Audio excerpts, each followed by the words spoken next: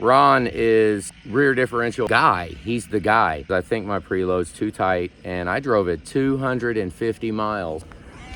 If it was too tight, damage is done. On the end of the pinion, seems like I got quite a few threads out. Ron is wanting to come here to the shop when his truck is in process, and he's done so many of them that I don't think he would need a test drive. Me and him set up his rear end together, and then I could catch so many tips and tricks. I'm always game to learn something new, and he's been doing rear ends. He's 35, 40 years, his whole life. He's got knowledge to give out, and I'd like to grab it if I can. So right now, let's get these wheels off, just like that. Got the bolts out, let's pop this thing out. See any metal in there? We did drive it 250 miles. That one down in there. I mean, there are some pieces in it. Let's see if we messed it up. That one looks good. Yeah, definitely put some O-rings on it. It's almost impossible to argue with the fact that I am like 3 threads too far on. Holy crap. Yeah, don't use the big impact. That's a massive screw up right there. I might have cost this whole rear end, I don't know. Using Ron's advice, we're gonna loosen this just a fraction of a turn, but before we do that,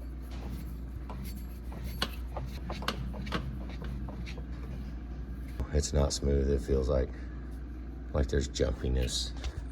To get it to move, 40, 50, 60. Okay, so we're at, okay, 80.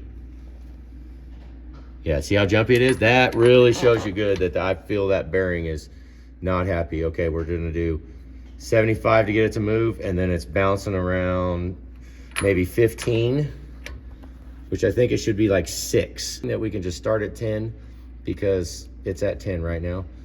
So I pull it, so it should go to like up 85. Oh, 90. It's right at 20 to spin it. But that is with the carrier in the middle. But I really feel that should be a lot more silent. Probably messed the bearing up. Ron is relying on us to do everything we can to do this job with the utmost ability. And on this rear end right here, we let him down. So I don't want to do that anymore. And I want to basically accentuate the fact that I did let him down on banging this thing home.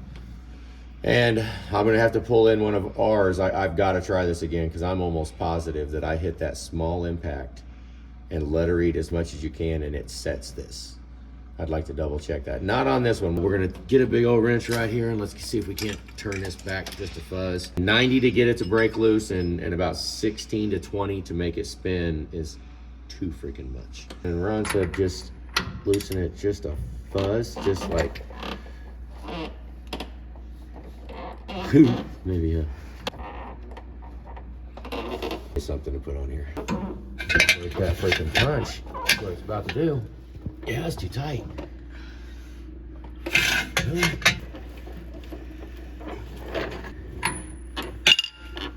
Oh no. Look at that. Ron said that he could. I'm gonna have to hit it better than that, but I didn't get it to turn any, so. Need something bigger.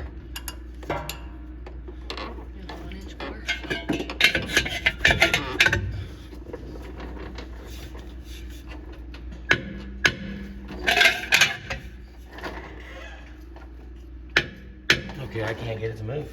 We're gonna have to do it with the impact.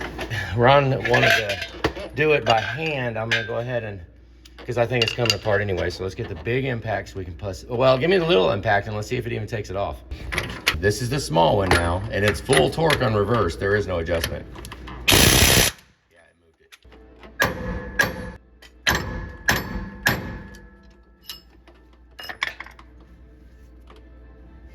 it.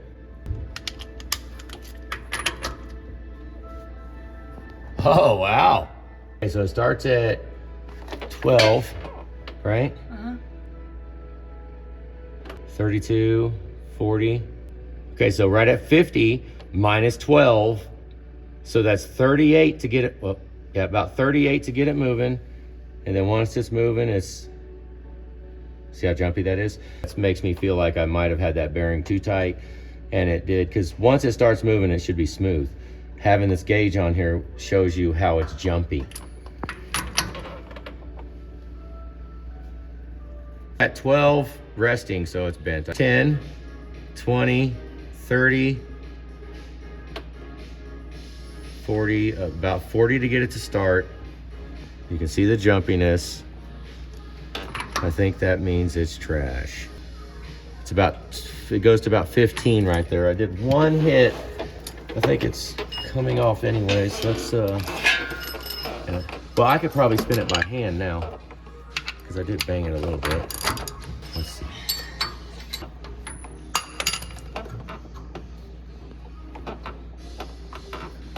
Get that set in there.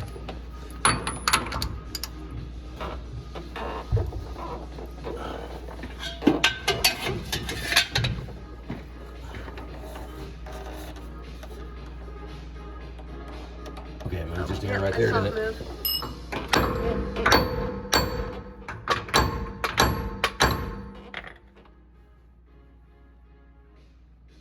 Still a fraction of jumpiness.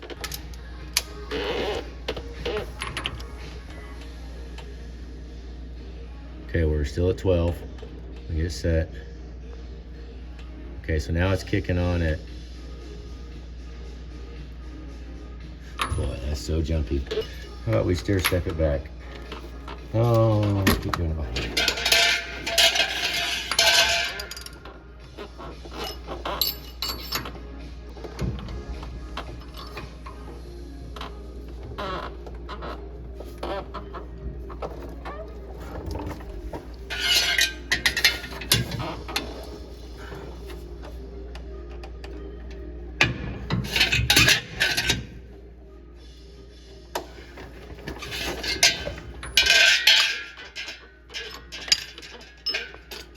I should put that 3-jaw puller on here.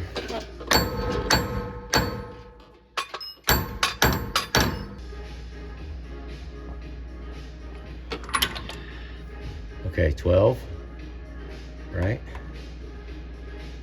There's 10, 20, 30 to move it. As it moves, it rides about 8 as it moves though, but it bounces.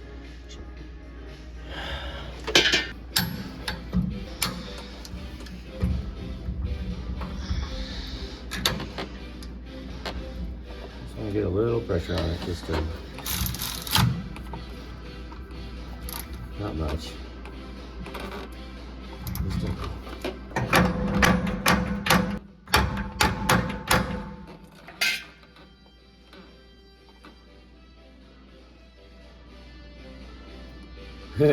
I don't know. There's still a little jumpiness in it. I mean, witness marks show that I'm 2 threads on too far. It's at 12 to start. So it starts moving at about 22, and you can kind of see the jumpiness of it. That off, and then I put a 3-jaw puller with a little bit of weight, and then I tap the back of the flange. It keeps getting better every time I do it. Where'd you back that nut off? Probably almost half a turn. Really, that much? Yeah, I mean, I've done it. I've done it 4 times probably. I did it first, and before it would take about 90 inch-pounds to get it to pop loose, and then it would be about 15 to get it to spin. I think it's 6 is about what we want to go for on a used bearing, right? Yes, sir. I think. Of course, that's just pinion only. Yeah, without the gear. Yeah, I'm doing it with the gear, so you think I might be too loose? You got gear and gear oil, and unless you've already pulled the cover off. No. You have to pull the cover off and pull the axle out. Yeah, I haven't done that yet. I figured I would just play with this nut a little bit and see if I can't get happy with it, you know? If you take that nut back off and then you're going to re-Loctite it, you're going to have to tap that crush collar back down a little bit to have your preload somewhat right, because technically backing off on that nut, you've unloaded that crush collar. Okay, so when you say pound that back down, like pound it flat, like try to take the curve out of it?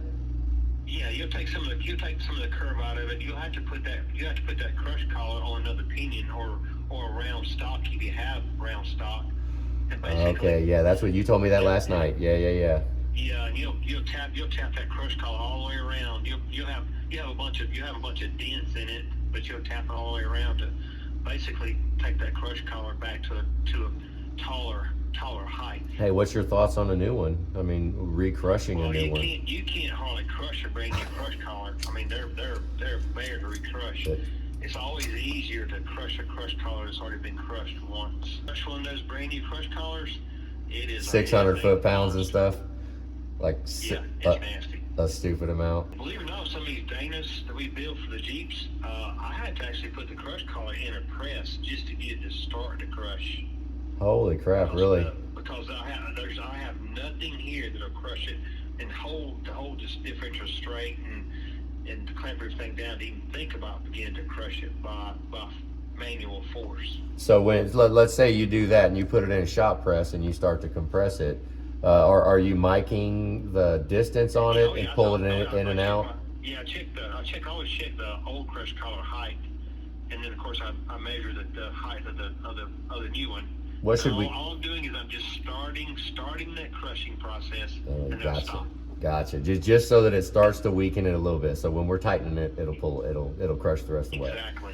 Once that press starts to crush it just enough to where it starts to bellow out just slightly, then the impact gun will take over from there. Put some thread sealer in the splines of that flange. Yeah, you told me that too, and I didn't do that, so it's coming back off. But if I crush that one back down, and I mean I measure it right now where it's at, and then what would be a good add 5,000ths, add 10,000ths? I mean, how much? I wouldn't worry too much about that, to be honest with you. Just kind of uniform type crush it all the way around. You can kind of as you just call it all the way around. You can see what you're doing. It's not like resurfacing a cylinder head where you're, I realize you're working with thousandths of an inch with what you're doing, but it's not as critical as resurfacing a cylinder head. I really would like to put my eyeballs on that bearing and just make sure there's no flat spots on it. I totally understand. Of course, you see flat spots on it. If you think it got too hot, then there'll be a bearing in a race, and you've got to pull the carrier out to do it. I mean, I won't have to take it off to crush that sleeve, but if it messes that bearing up, I mean, that's where we're going, right? Yeah, you will. You'll be amazed how much that crush collar is going to change. Now, it's not going to be even all the way around, because there's no way you can take that hammer and evenly hit that crush collar all the way around, where it's going to be identical all the way around, because it's not going to be. That's why I don't want you overthinking your measurements. Let the bearing. Because I know what's going to happen. I can go a little too far and then let the bearing do its job and crush it back. Exactly. It'll even it up once you tighten that nut back. Yeah, I'll spend 3 days trying to make that son of a gun collapse at the same rate on both sides. No, don't do that. All right, Ron. Well, get back to work, and I'll call you if I have any other questions. Or, I mean, I appreciate you even doing this, not being mad at me for messing your truck up. No, bud. I'm not going to be. You got a lot of insight. You could teach a lot of people this kind of shit, I mean, damn. I need to learn it too. All right, well, I'll yell back at you soon, and we'll talk at you in a bit. Thank you, bud. Thanks, Ron. Bye. Bye. Well, what do you guys think of that? I mean, I seriously don't claim to know everything. I mean, I've got a pretty good understanding of that side of the truck, but it's very easy for me to mess this up. And the fact that Ron is very comfy doing this stuff, so I want to be very comfy doing it, so I'm going to listen to him. And any info he's got, I'm all ears. He is, as you heard, not overly concerned. That's probably because he'll rip this thing apart and do it all. He'll just redo the whole thing and be like, yeah, dumbass kid messed it up. Yeah, I took the nut all the way off. This is the new nut. It goes on unnervingly hard, but if you see, the threads are good. It's just this end. When I spin this, it's quite a bit better. I keep feeling like I've got flat spots in the freaking bearing. Let's find out real quick. All right, let's just do it.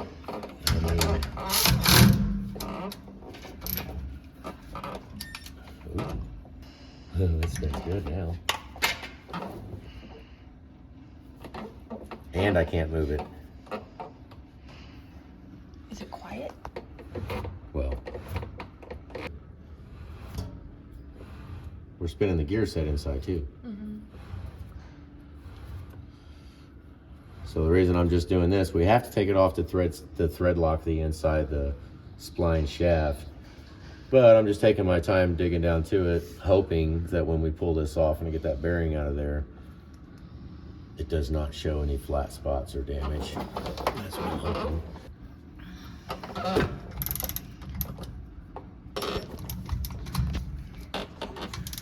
Cut it off. Yep. Now she's moving.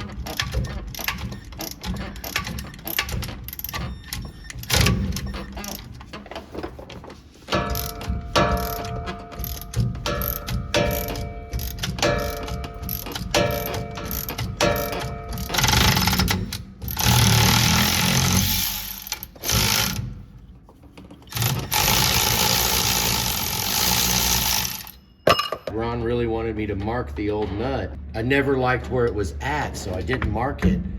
I mean, I'm just afraid if I would have marked it, I would have marked it somewhere where it's not freaking good. That would freaking suck. Let's get this out of here. Okay, let's see if we damage the bearing. That is a magnet. Here's the crush sleeve.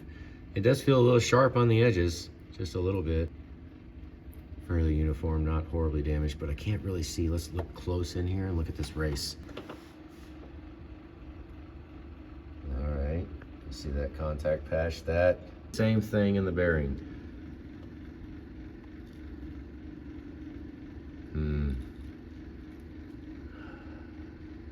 Too tight. That needs to be replaced.